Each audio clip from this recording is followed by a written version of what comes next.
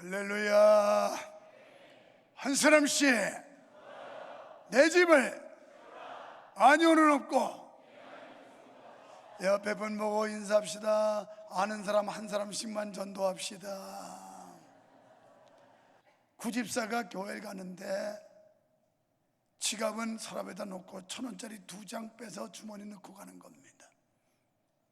이 광경을 봤던 남편이 한마디 합니다. 여보, 당신은 동창회 갈 때는 지갑을 열심히 챙겨가더니만 어제 교회 갈 때는 1,000원짜리 2장 넣고 지갑은 서랍에 두고 가느냐고. 그래서 구집사가 하는 얘기가, 지갑을 가지고 가면 헌금 시간에 내게 있는 모든 것을 아낌없이 드리네, 이 찬송을 부를 때 너무 괴로워서 입장이 곤란해서 그래서 지갑을 빼놓고 간다고. 그랬더니만 남편 말, 여보 에휴, 오늘 예수님께서 당신 기도하는 거 골치 아파가지고 응답의 보따리를 그냥 두고 내려오시면 어떡할까 그러더래요. 우리가 신앙생활하면서 사실 거칠애로 할 때도 많고요, 외식과 형식으로 할 때도 너무너무 많습니다. 여러분은 정말 좋은 교회 오신 거예요. 71장 헌금 시간마다 내게 있는 모든 것을 아낌없이 드리네, 죽게 드리네 그러면서 바구니를 돌려대면 이거 참 입장 곤란할 텐데, 지갑 있는 거 다 털어서 100만 원 낼 수도 없고 이걸 또 1,000원만 낼 수도 없고, 이래서 여러분한테 불편 안 드리려고 그냥 내게 있는 모든 거 안 불러요. 그냥 여러분들이 들어오면서 알아서 양심껏 주님 앞에 여러분 중심으로 드리라고 놔두니까 뭐 지갑을 안 가져도 상관없고 안 내도 누가 눈치 볼 것도 없고 그냥 쓱 들어왔다 나가면 되니까. 그러나 중요한 것은 사람 보라고 하는 게 아니라 주님 앞에서 정직한 마음으로 하시기를 축원합니다. 사람은 외모를 보지만요, 나 여호와는 너희의 중심을 본다고 그랬어요. 우리가 어떤 마음으로 주님 앞에 예배자의 자세로 섰느냐, 이게 매우 중요합니다. 거듭되는 전도서의 말씀에서 전도자는 말하기를 해 아래서 하는 이 모든 일들은 헛되다, 무의미하고 허무한 것들이다, 이렇게 강조를 했습니다.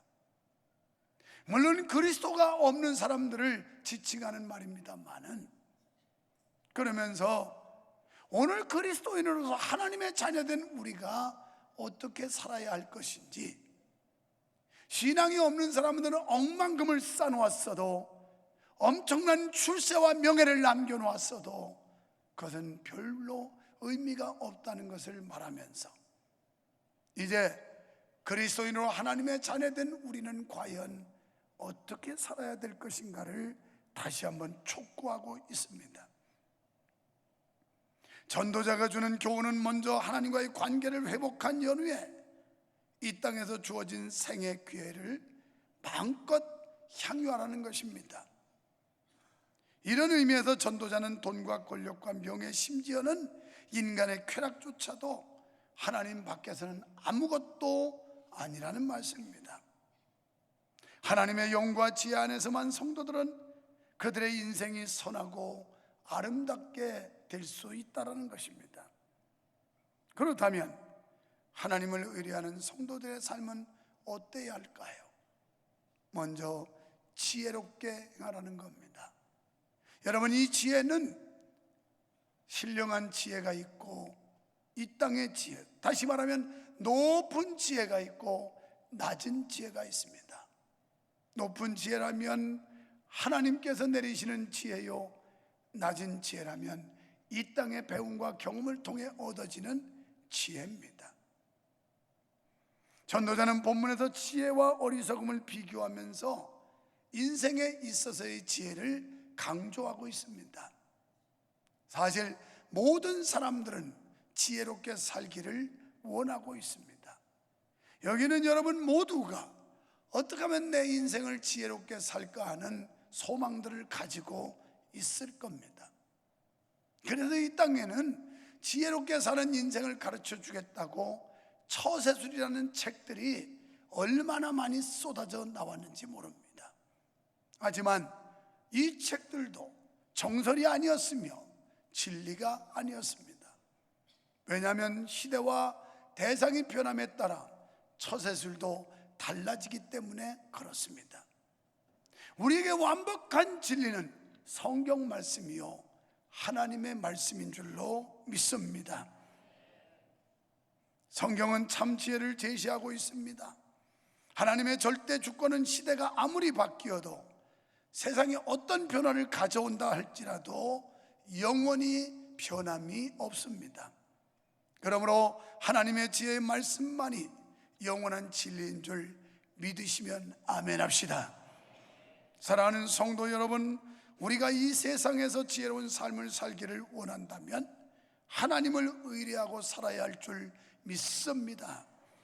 하나님의 지혜로 살아야 합니다. 성경은 바로 하나님의 지혜의 말씀이라는 사실을 믿으시기 바랍니다. 우리가 하나님의 말씀에 순종할 때 지혜로운 삶을 살 수가 있는 것입니다. 여러분, 참 지혜는 하나님이 주시는 겁니다. 저는 자주 말하기를 지혜가 많은 사람과 지식이 많은 사람, 이 두 부류의 사람 가운데 누가 더 세상을 잘 살까요?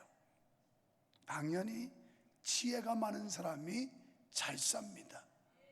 지혜는 하나님으로부터 부음받는 것이고 지식은 이 땅의 학습과 경험을 통해 얻어지는 것들입니다. 그런데 우리는 이 땅의 것들도 필요하지만 이것보다는 하나님이 부어주시는 이 지혜를 받아야 슬기로운 인생을 살 수 있고 그리고 성공적인 삶을 살아갈 수가 있게 되는 것입니다. 그렇습니다. 골로새서 2장 3절에 보면 그리스도 예수 안에는 지혜와 지식의 모든 보화가 감추어 있다라고 말씀합니다. 예수 그리스도를 우리의 마음에 소유하면, 예수 그리스도가 여러분의 삶의 현장에 있으면 그는 지혜를 얻을 수가 있습니다. 그러면서 오직 부르심을 입은 자들에게는 유대인이나 헬라인이나 그리스도는 하나님의 능력이요 하나님의 지혜라고 말씀하십니다. 때문에 우리가 이 하나님의 지혜를 얻기 위해서는 기도해야 합니다. 예수님은 하나님이셨지만 인간의 육신을 입고 이 땅에 오셨을 때 그분은 끊임없이 기도하셨습니다. 하나님의 은혜, 하나님의 지혜를 입기 위함이었습니다. 그분이 무엇가 부족해서 그 바쁜 일상과 여정 속에 기도했을까요? 기도를 통하여 하나님이 부으시는 은혜, 하나님이 부으시는 은총, 하나님이 부으시는 놀라운 축복을 경험하고 소유하기 위해 예수님은 끊임없이 기도했습니다. 지혜는 기도하는 자에게 하나님이 내려주시는 겁니다. 여러분, 지식보다 지혜를 더 추구하시기를 축원합니다. 야고보서 1장 5절에 누구든지 지혜가 부족하거든 모든 사람에게 후히 주시고 꾸짖지 아니하시는 하나님께 구하라, 기도하라는 겁니다. 여러분의 IQ가 낮습니까? 여러분의 배움이 부족합니까? 이런 것 때문에 열등의식에 빠질 이유가 전혀 없어요. 하나님은 약한 자를 들어 강한 자를 부끄럽게 하는 분이고 세상에 어리석은 자를 들어서 지혜로운 자를 부끄럽게 할 수 있는 분이 하나님이라고 믿는다면 우리는 그 하나님 앞에 하나님의 지혜를 사모하며 간구해야 될 것입니다. 이 지혜를 받으면 사업도 잘합니다. 이 지혜를 받으면 직장생활도 잘합니다. 이 지혜를 받으면 이 세상살이를 잘하게 되는 것입니다. 또 에베소 3장 10절에 보면 교회로 말미암아 하늘에서 정사와 권세자들에게 하나님의 각종 지혜를 알게 하려 하십니다. 그리고 하나님의 지혜를 교회를 통해서 알리신다고 뒤에 이어서 말씀하고 있습니다. 여러분이 이 하나님의 교회에 와서 하나님의 지혜를 배운다는 사실은 놀라운 축복이 아닐 수가 없는 것입니다. 그리고 성경을 읽고 듣고 배워야 지혜를 얻을 수가 있습니다. 디모데후서 3장 15절에 보면 성경은 능히 너로 하여금 그리스도 예수 안에 있는 믿음으로 말미암아 구원에 이르는 지혜가 있게 하느니라. 바로 이 성경 말씀이 지혜의 근간이 되며 지혜의 뿌리가 그리고 지혜의 근원이 된다는 사실을 믿는다면 우리는 성경을 읽고 듣고 배우는 일에 열심을 내야 하는 것입니다. 두 번째는 하나님의 절대 주권을 인정하라. 13절과 14절에서 하나님의 주권은 절대적이라고 말씀합니다. 그러니까 하나님이 결정하고 하나님이 진행하시는 일을 세상의 그 누구도 바꾸어 놓을 수가 없다는 거예요. 하나님이 굳게 하신 것을 어느 누가 곧게 할 수가 있겠느냐? 이 말은 하나님은 절대자라는 겁니다. 그분이 의도하신 바대로 그분의 계획대로 하시는 분이 하나님이십니다. 욥기 2장 10절에서 욥은 말하기를 우리가 하나님께 복을 받았은즉 재앙도 받지 아니하겠느냐? 이렇게 고백하고 있습니다. 하나님은 우리를 복을 주실 수도 있고 재앙을 내릴 수도 있는 분입니다. 이 축복의 하나님 앞에 나와 예배하는 여러분, 하나님의 축복을 받으시고 누리시기를 축원합니다. 나는 금요일 날도 아주 기쁜 얘기를 들었습니다. 여기 계신 우리 어느 집사님, 그분이 총괄이사로서 그 기업을 총괄했지만 이제는 대표로 사장으로 승진했다는 이야기를 듣고 얼마나 감사했는지 몰라요. 나보다 그분은 나이가 더 많은 분인데 그 나이에 쫓겨나지 않으면 다행인데 오히려 승진해서 그 기업을 책임지고 경영할 수 있다는 게 얼마나 큰 축복입니까? 여러분, 하나님이 계시면, 하나님이 함께 하시면 나이와 상관없이 지혜로운 사람은 언제라도 그런 자들을 붙들고 쓰임받도록 하신다는 거 믿으시기를 축원합니다. 이 지혜를 얻으면 잘리지도 않아요.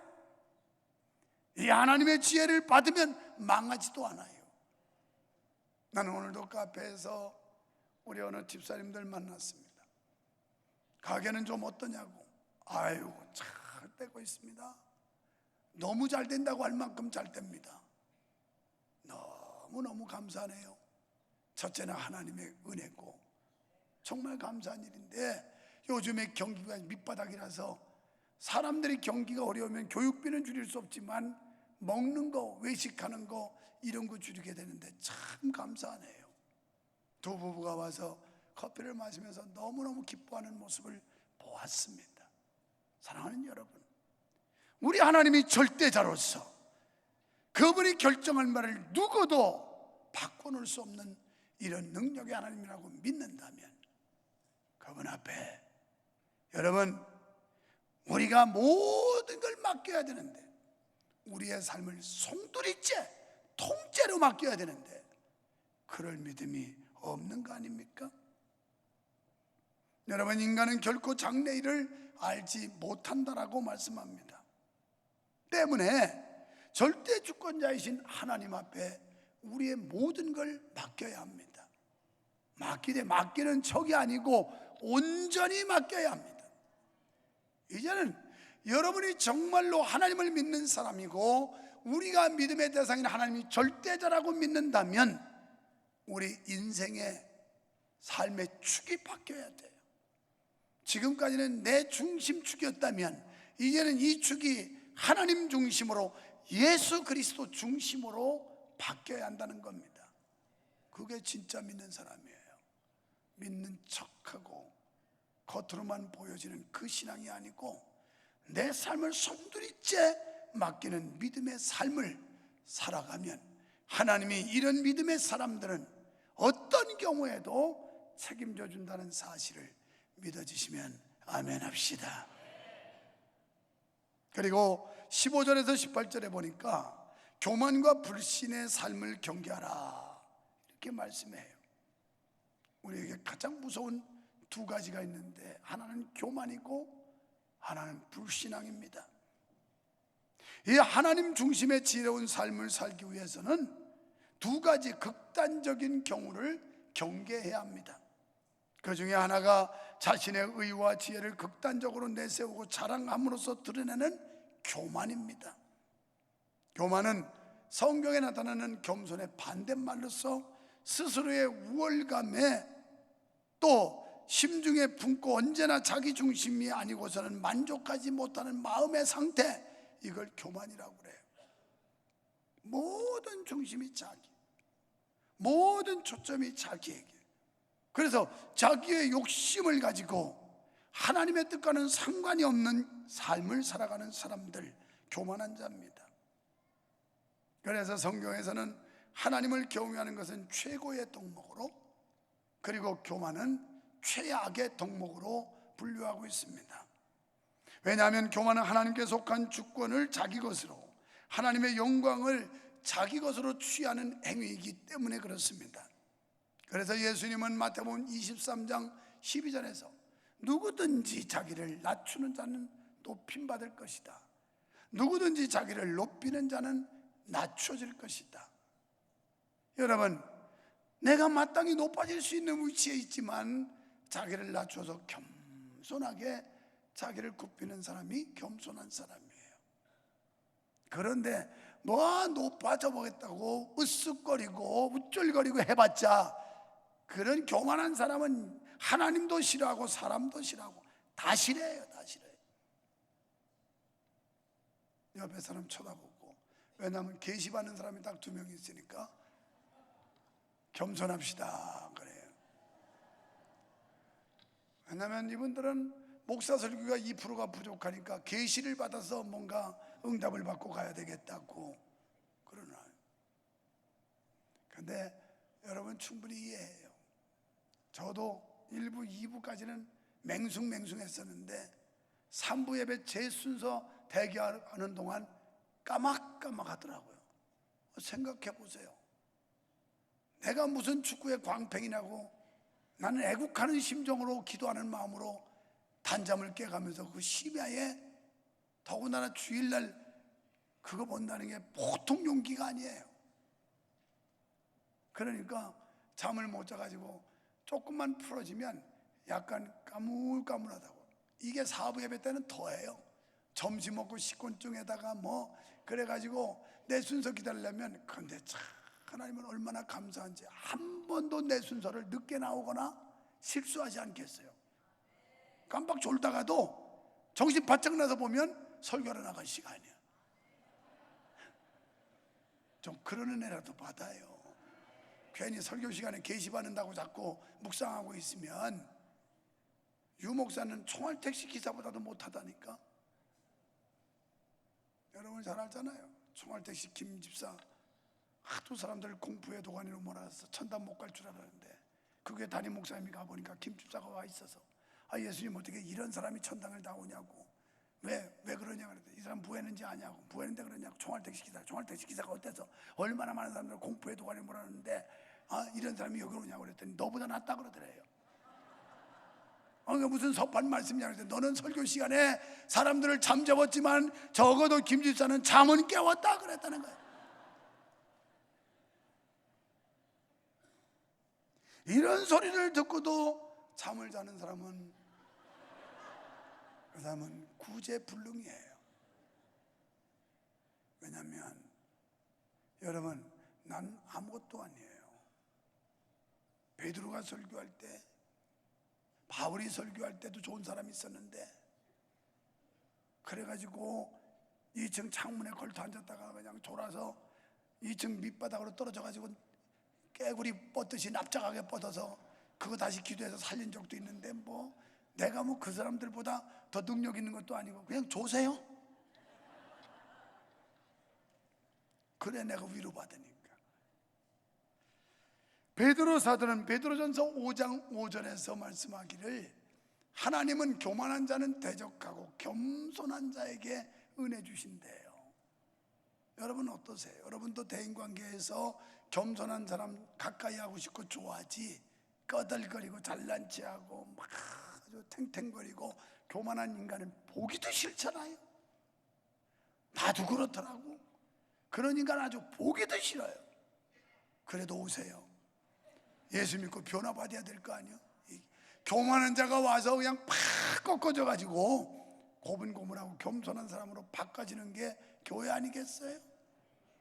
교회는 훈련소와 같은 곳이기도 하고, 교회는 고물상과 같기도 하고, 교회는 용광로와 같기도 해서 질서가 절도가 없는 사람들 데려다가 하나님의 말씀으로 절도 있게 신앙을 키우기도 하는 데고, 교회는 고물상 같아서 뭐 오만 범죄 다한 사람들이 다 와서 누구나 그냥 뭐 새꼬챙이도 오고 양재기도 오고 뭐 냄비 쪼가리도 오고 고무신 덩어리 이런 것도 다 오는 데가 교회예요. 그래서 교회는 고물상이다. 이런 걸 갖다가 못 쓰게 된 걸 용광로에 집어넣어 가지고 녹여서 새롭게 만드는 그런 용광로 대장간도 같은 데가 교회예요. 그러니까 어떤 사람은 오고 어떤 사람은 못 오고 하는 게 아니다. 교회는 누구나 올 수 있는데, 누구나 올 수 있는데. 그래서 사람 차별하면 안 돼요. 그 영혼은 누구나 다 소중한 한 생명이고 하나님이 귀히 여기시는 영혼이라 생각해서 그냥 허름하든 깔끔하든 잘났든 못났든 그냥 연세가 들었든 못 들었든, 2부 예배 오시는 연세들은 어른들 4분은 요 아이파크에서 나란히 왔다가 나란히 가시는데, 당신들은 커피 한 잔도 안 드시면서 꼭 카페에서 테이블 하나를 차지하고 계세요. 그러면서 대화하다가 그분들이 앉아있는 목적이 있어요. 담임 목사님이 나오나 안 나오나 두리번거려요. 그래서 보이기만 하면 얼른 쫓아서 한 잔 드셔야죠. 그래서 아니에요 됐어요. 아니에요 목사님 사드릴 테니까 드세요. 아이고 연세 드신 분들이 무슨 돈이 있다고요. 아이고 목사님 커피 사드릴 돈은 있어요 저희가 막 이러면서. 지난주에는 또 다른 어른이 샀더니 한 분이 화장실 갔다 막 아니야 오늘은 나야 막 이러면 나 인기 좋아요. 탱탱하게 젊은 사람들이 별로 인색해서 풀 줄 모르지, 세상에 연세 드신 분들이 그냥 커피나 생강차 대접하겠다고. 그래서 제가 오늘도 너무 어른들한테 얻어먹으면 미안해가지고 요렇게 화면 보다가 오늘 일찍 가셨네 하고 학생들 만나라고 싹 나왔더니 웬걸 거기서 딱 기다리고 계신 거야. 그래서 다른 집사님이 선수 지금 먼저 주문하러 갔는데, 목사님 한 잔 드셔야죠. 저기 저 집사님이 지금 주문하고 있어요. 오늘 안 사주셔도 돼요. 그랬더니 그제서 4분이서 손에 손잡고 가셨어. 교회는 남녀노소 빈부귀천불원하고 누구나 올 수 있는 곳이 교회예요.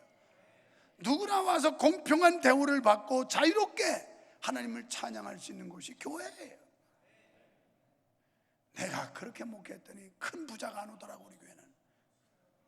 왜냐하면 그런 사람들 막 지켜세우고 아이고 그러시냐고, 예 아이고 그러십니까 막 이렇게 목사가 막 고개를 숙이고 낮은 자세로 섬겨줘야 되는데, 뭐 그 하나님 주신 거 갖고 하는데 무슨 잔소리가 많아. 그냥 했으면 끝나는 거야. 돈이 있어서 했으면 감사하고 끝나는 거, 없어서 못했으면 없는 대로 위로받고 그냥 사는 게 교회지, 무슨 여기 와서 생색을 내고 뭐 대우받으려고 까부느냐고 막 그랬더니 부자가 안 오더라고. 그냥 우리끼리 해요. 끝까지. 부자 안 오면 어때? 우리가 십시일반으로 모아가지고 하면 되지. 우리끼리 지금 모아서도 이거 100억을 빚어서 했는데 지금 다 갖고 이제 얼마 남았는데 이제 또 빚질라고. 여러분 각오하고 계셔야 돼요. 또 빚져. 근데 또 한 번씩 또 헌금해. 그동안 모았잖아요. 이거 교회 진 지가 벌써 한참 됐는데 그동안 모았을 거 아니에요. 또 그거 어차피 싸질머지고 가는 것도 아닌데 그냥 또 벌어서 또 내고 또 쓰고 벌어서 내고 그러다가 그냥 오라면 가는 거지요. 뭐. 돈 얘기 나오니까 그 얘기는 빼고요. 뭐 이런. 16절 말씀은 무분별한 행동이나 자기 능력에 대한 과신은 실패하기 쉽다, 이런 교훈이에요. 분별 없이 행동한다든지 자기 자신이 대단한 줄 알고 과신하면 이 사람은 실패하기 쉽다. 17절에 악하고 어리석은 행동을 일삼으면 결국은 패망하게 이른다. 18절에는 중용의 덕을 세울 것을 말씀합니다. 그러나 여러분 잘 아실 것은 이 중용의 덕은 기회주의를 말하는 게 아니에요. 차지도 덥지도 않은 거 이걸 말하는 게 아니에요. 제가 싫어하는 속담 중에 하나가 이런 거예요. 아이고 뭐 똥이 무서워서 피합니까? 더러워서 피하지. 그렇게 야비하고 비겁한 소리 하지 마세요. 많은 분들이 그 얘기를 쉽게 써요. 자기가 뭔가 사명을 감당하기 싫고 책임지기 싫고 욕먹기 싫으면 아이고 뭐 똥이 무서워서 피합니까? 더러워서 피하지. 이런 식으로 살면 그 더러운 걸, 그 기분 나쁜 인상을 다른 사람들에게 다 느끼게 만들어요. 그런데 그거 누군가 한 사람이 치워버리면 깨끗해요. 치워버리면 더 이상 다른 사람들이 그 나쁜 감정, 기분 나쁜 걸 느끼지 않게 해줄 수 있어요. 여기서 중용이라는 걸 적당히 기회주의로 사는 걸 말씀하는 줄 아는데 아닙니다. 그 뜻이 아니라 하나님의 뜻이 무엇인지, 하나님의 뜻이 뭔지를 기도하고 이것이 하나님의 뜻이라면 그 뜻에 따라서 순종하고 살아라, 이 뜻이에요. 기회주의자가 되라는 게 아니고. 아유, 이부 예배 마치고 나더니 카페 갔더니 어느 집사님이 성가대 있다가 오더니 어머 목사님 매주 설교가 은혜되지만 오늘은 더 좋았어요. 그 기회주의 그거 정말 은혜됐어요. 이야 참 은혜 받는 것도 지가지가해요. 난 그거 딱 싫어하는 사람이에요. 어떤 사람들은 다 이렇게 오다가 유불리에 따라서 저쪽이 유리한 건 그리 붙고 이쪽이 유리한 건 이리 붙고, 이게 기회주의자예요. 소신 있게, 적어도 믿음의 행동이 소신 있게 이루어져야 그게 진짜 하나님의 사람이라는 거예요. 마태복음 23장 23절에 보면 이것도 행하고 저것도 행하라. 여러분, 또 다른 한편에 우리를 지혜롭게 못 살게 하는 요인이 있다면 불신앙입니다. 교만 다음에 이 불신앙. 불신앙은 하나님과의 관계를 완전히 단절시키는 죄악입니다. 하나님은 불신자의 미래는 염두에 두시지 않기 때문에 미래가 준비되어 있지는 않습니다. 그들은 세상의 영원한 폐기 처리장이 될 지옥에 갈 사람들이기 때문에 그들을 위한 미래는 준비가 없어요. 하나님의 자녀, 영생을 얻은 우리들을 위해서 미래를 준비하시지, 믿지 않는 자들은 어차피 영원한 폐기 처리장으로 들어갈 거예요. 이제 지옥이라는 곳으로. 그래서 미래를 준비하시지 않아요. 그러므로 우리는 마음속에 의심을 몰아내야 될 줄로 믿습니다. 그리고 우리의 삶의 중심에 하나님을 두어야 될 줄 믿습니다. 결론적으로 지혜의 유익은 무엇일까요? 여러분, 지혜는 이 세상의 그 어떤 것보다 능력이 있는 줄로 믿습니다. 19절에 보니까 여기 유산하는 단어가 나오는데 히브리어로 샬리트라는 말인데 이건 주권자 혹은 총리라는 뜻이에요. 대단한 권력을 잡은 자들이죠. 그래서 19절 말씀에 지혜가 지혜자로 성읍 가운데 열 유사보다 능력이 있게 하느니라. 이런 주권자들, 대단한 권력을 가진 자들, 이보다도 더 능력 있게 하는 게 지혜라는 거예요. 뿐만 아니라 열이라는 수를 사용했는데 이 수는 완전수면서 많다는 뜻이에요. 많다. 그렇습니다. 지혜는 이 세상의 어떤 힘보다, 그리고 완전한 것보다 더 능력이 있다는 말씀인 줄 믿습니다. 이렇게 볼 때 우리가 이 땅에서 구할 것은 부귀나 장수 혹은 힘이 아니라 하나님께서 주시는 지혜, 이걸 받아야 될 줄 믿습니다. 23절로 24절에서 이 세상의 지혜로서는 인간의 문제를 해결하지 못한다라고 말씀하는 거예요. 인간의 문제는 오직 하나님만이 해결하실 수 있다는 사실을 믿으시기를 축원합니다. 이것이 성경의 가르침이에요. 인간의 모든 문제의 해답은 성경에 있고 우리의 모든 문제를 해결할 분은 하나님이시다. 이걸 가르치는 게 성경입니다. 29절에서 하나님의 지혜로움과 인간의 불의함을 아는 것이 곧 지혜라고 말씀하십니다. 하나님께서는 사람을 정직하게 지으셨어요. 이 정직이라는 단어는 히브리어로 야차르라고 하는 말인데 바르다, 도덕적으로 선하다, 이 뜻이에요. 하나님이 인간을 바르게 도덕적으로 선하게 지으셨건만 그러나 인간 스스로가 꾀를 썼고 그로 인하여 하나님과 단절되었다, 이 뜻이에요. 너무 잔깨 부리지 마세요. 예수 믿는 건 무식하게 믿는 거예요. 그냥 성경이 그렇다면 그대로 믿는 거예요. 거기다 자기 꾀를 써가지고 요령 피우지 마세요. 성경이 말씀하면 그대로 순종하는 거예요. 거기에 자기 의견과 주장을 고집을 가미해서 자꾸 트는 게 아니에요. 그래서 이 하나님의 엄청난 역사, 하나님의 놀라운 은혜를 우리가 체험할 수가 없는 겁니다. 이게 불신앙이에요.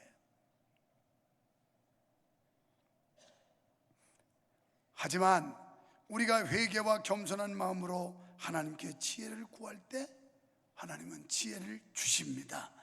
고린도전서 1장 18절 이하에 참 지혜는 예수 그리스도의 십자가의 도라고 말씀했습니다. 그 지혜는 하나님의 능력이 된다고 말씀했습니다. 이제 세상의 어리석은 것이 아니라 참 지혜이신 예수 그리스도를 구하며 삽시다.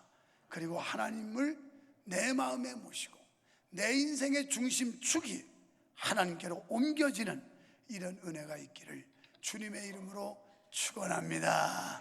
축원합니다.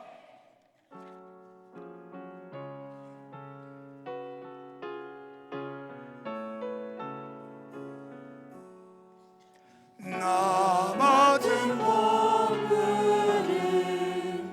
우주를 높이고 능력으로 구원 받도록 자는 노함이라 부르심 받으러 내 형제 섬기며 우주의 뜻을 따라서 내 정성 다하리 주 앞에 모든 일 저행케 하시고 이후에 주를 배울 때 상 받게 하소서. 나 항상 깨어서 늘 기도드리며 내 믿음 변치 않도록 날 도와주소서.